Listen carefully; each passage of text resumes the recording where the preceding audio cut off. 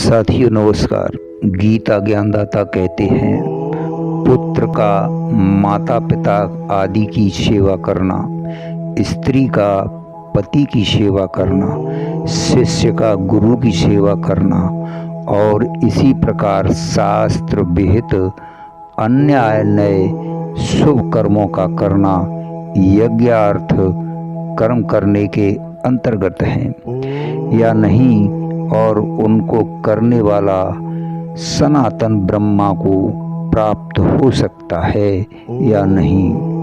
मित्रों, सभी कर्म स्वधर्म पालन के अंतर्गत हैं।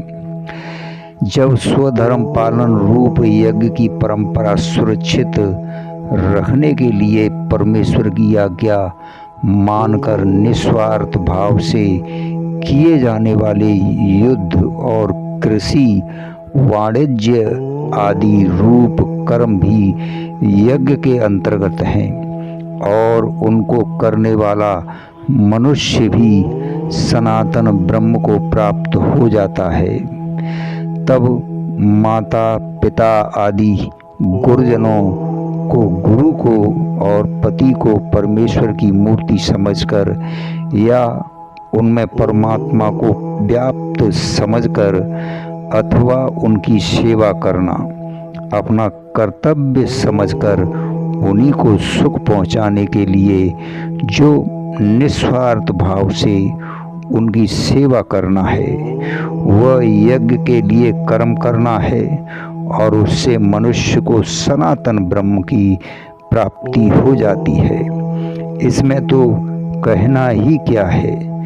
मित्रों, प्रश्न उठता है, इस प्रकरण में जो भिन्न भिन्न यज्ञों के नाम से भिन्न भिन्न प्रकार के साधन बतलाए गए हैं, साथियों, वे ज्ञान योगी के द्वारा किए जाने योग्य हैं या कर्म योगी के द्वारा? साथियों, 24वें श्लोक में जो ब्रह्म यज्ञ और 25वें श्लोक के उत्तरार्ध में जो आत्मा परमात्मा का अभेद दर्शन रूप यज्ञ बतलाया गया है, उन दोनों का अनुष्ठान तो ज्ञान योगी ही कर सकता है, कर्म योगी नहीं कर सकता, क्योंकि उनमें साधक परमात्मा से भिन्न नहीं रहता। उनको छोड़कर शेष सभी यज्ञों का अनुष्ठान ज्ञान योगी और कर्म योगी दोनों ही कर सकते हैं।